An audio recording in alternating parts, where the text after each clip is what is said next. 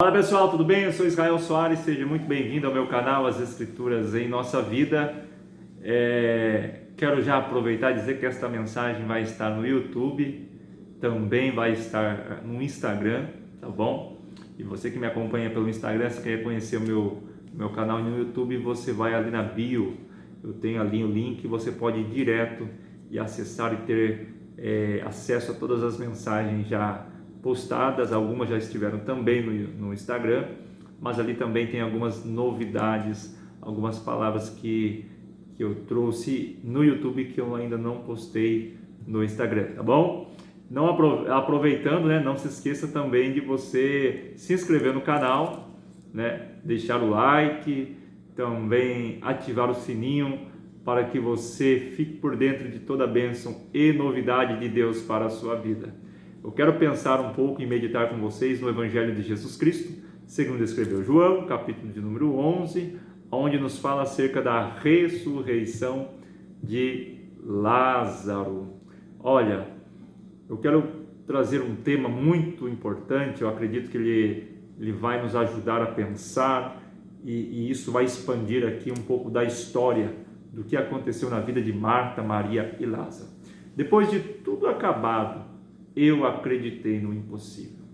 Bom, vocês conhecem a história um pouco, eu acredito que muitos já leram no livro de João, capítulo 11, essa história incrível sobre a ressurreição de Lázaro. Olhar para esse capítulo, né, pessoal, sempre maravilhoso, mas não foi mágica. A gente olha dos primeiros versos ao final, nós temos um final feliz, nós temos um final extraordinário, um final jamais antes contado na história e contida na Bíblia. Nós vemos um capítulo exclusivo de alguém sepultado e arrancado da sepultura, restaurado, ressuscitado e vem a ter novamente a sua vida entre os vivos. Só que não é tão simples assim. Não foi tão rápido ao instalar de dedo. Teve muita dor, teve muitas lágrimas, teve muito sofrimento.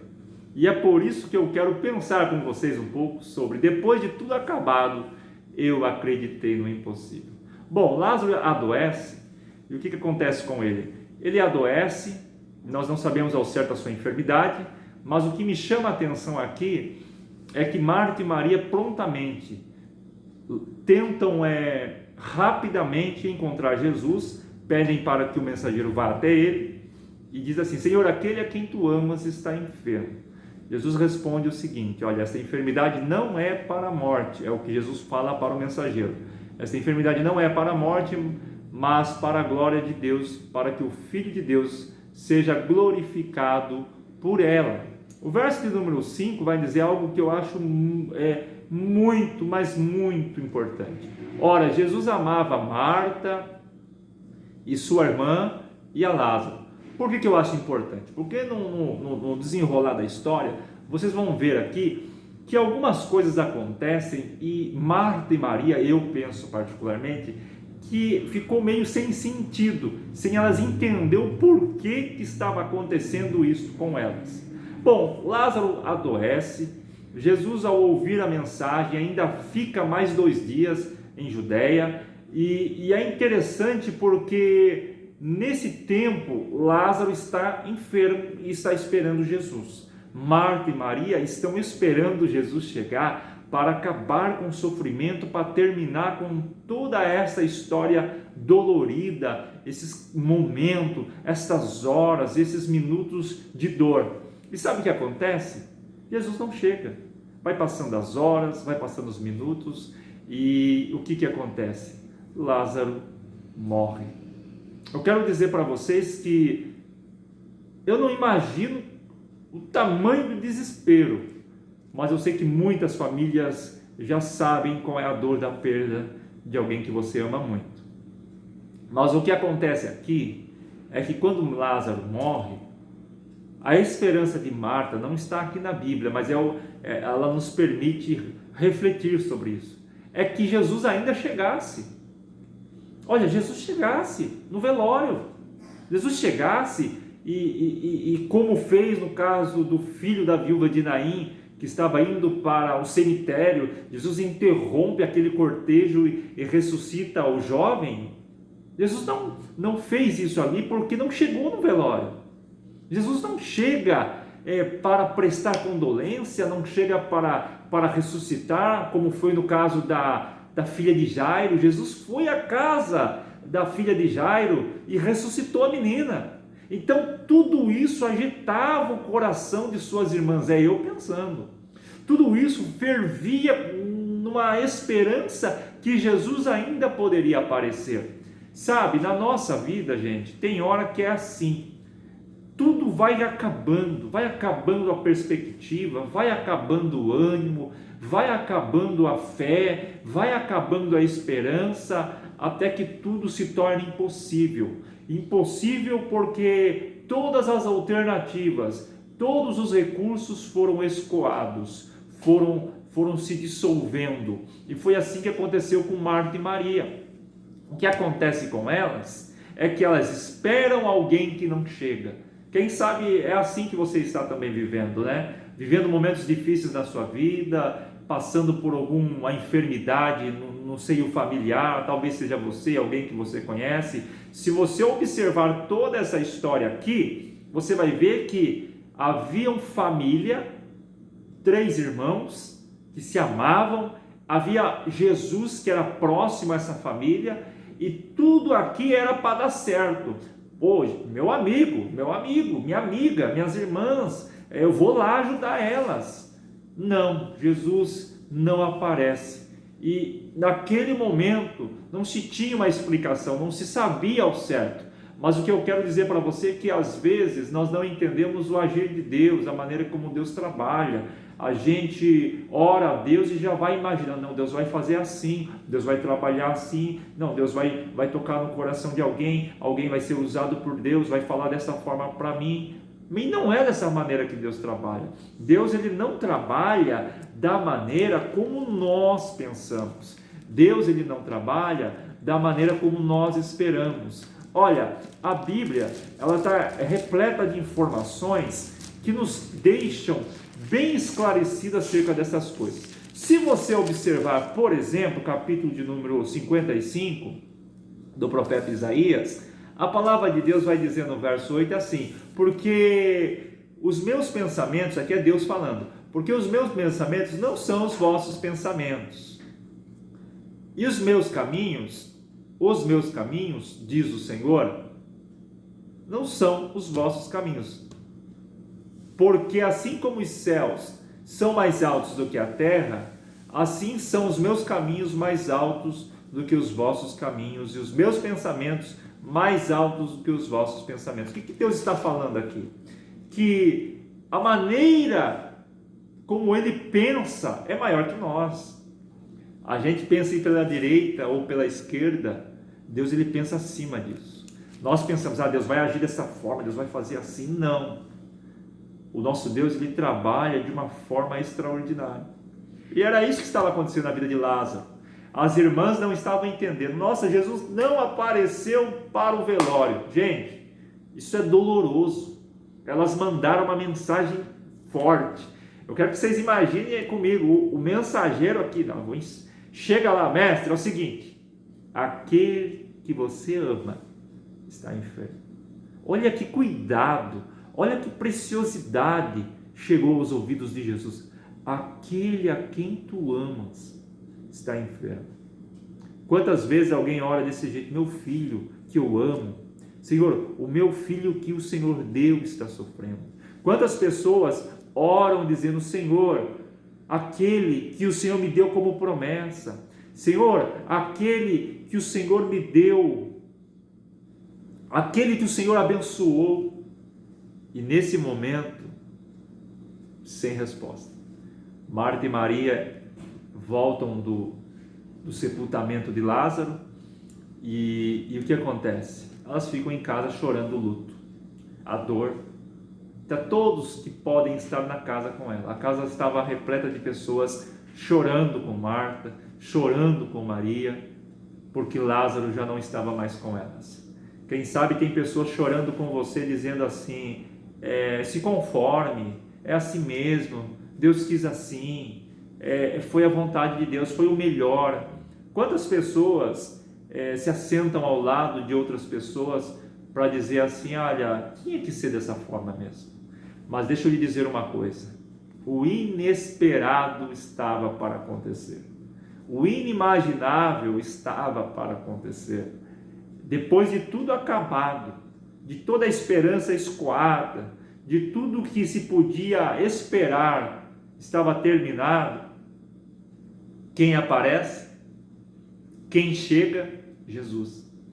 Jesus chega próximo à aldeia de Betânia.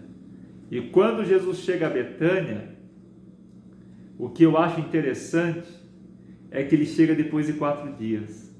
E quando ele chega, o texto vai nos dizer que, ouvindo, pois, Maria, que Jesus estava próximo da aldeia, já entrando na aldeia, ela sai correndo, ela sai ao encontro de Jesus, e Maria fica em casa. Marta sai desesperadamente, e ela solta uma palavra que estava dentro do seu coração, e diz o seguinte: Senhor,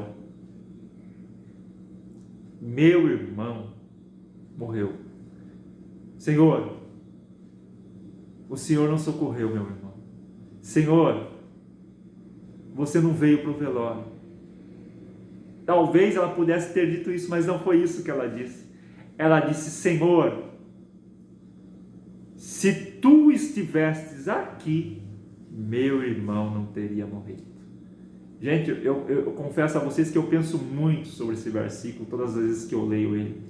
Imagina o peso deste versículo no coração de Marta. Ela está dizendo seguramente a Jesus o seguinte: se o Senhor estivesse aqui, o meu irmão não teria morrido. Vocês perceberam que Jesus, ele não foi quando Lázaro estava enfermo? Jesus não chegou quando ele estava sendo velado? Jesus não foi ao cemitério acompanhar o sepultamento? Mas Jesus estava ali naquela casa naquele momento, porque a palavra que estava na boca dela é: se o Senhor estivesse aqui. Sabe o que eu quero dizer para vocês? Talvez você esteja esperando Jesus aqui. Talvez o aqui que você esteja esperando Jesus seja no seu lar. O aqui que você está esperando Jesus aparecer seja no meio dos seus familiares. O aqui seja no teu casamento. Talvez seja no trabalho. O aqui seja no hospital. O aqui de Marta, se o Senhor estivesse aqui, o aqui de Marta é na casa onde ela estava. E sabe o que eu acho interessante? Ela afirma: meu irmão não teria morrido. Meu irmão só morreu, Jesus, porque você não estava aqui.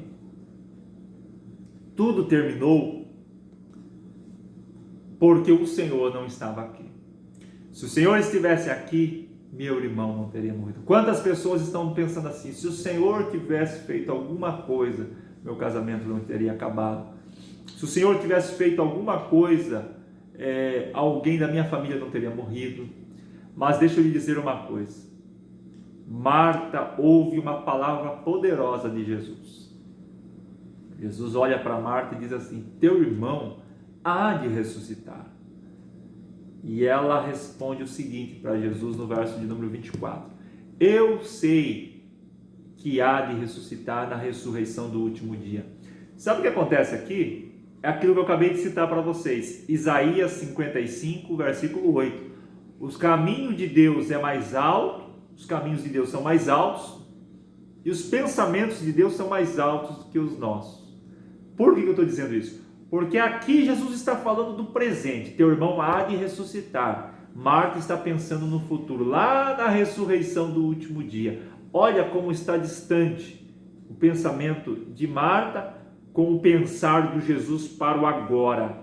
Mas deixa eu lhe dizer uma coisa: o texto é muito extenso, ele é muito precioso, poderoso, mas eu quero chegar ao ponto que eu quero trazer para vocês, o ponto real de reflexão.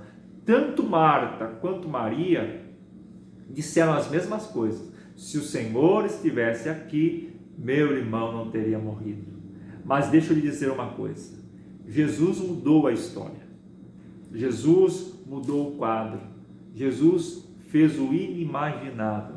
Deixa eu lhe dizer uma coisa, as pessoas que estavam com Marta e Maria começaram a questionar entre si, dizendo, nossa, ele abriu os olhos do cego, nossa, não podia ele fazer também com que esse não morresse?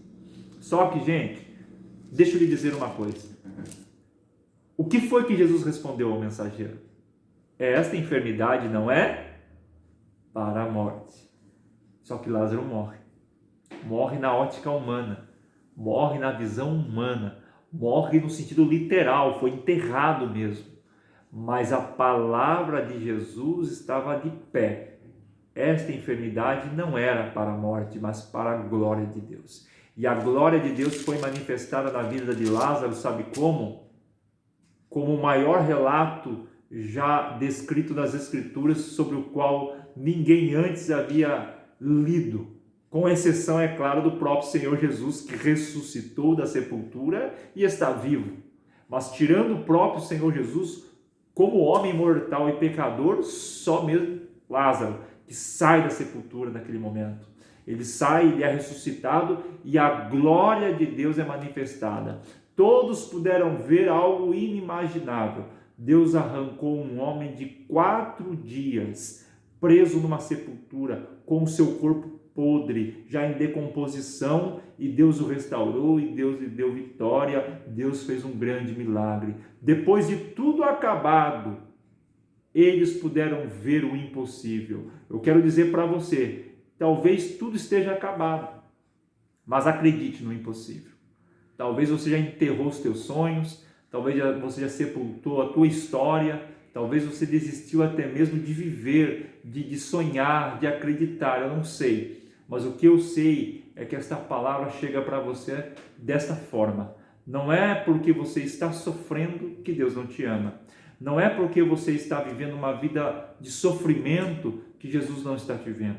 Marta e Maria tiveram este ponto de interrogação. Por que nós estamos sofrendo se Jesus nos ama? Por que nós estamos passando por tudo isto se Jesus nos ama?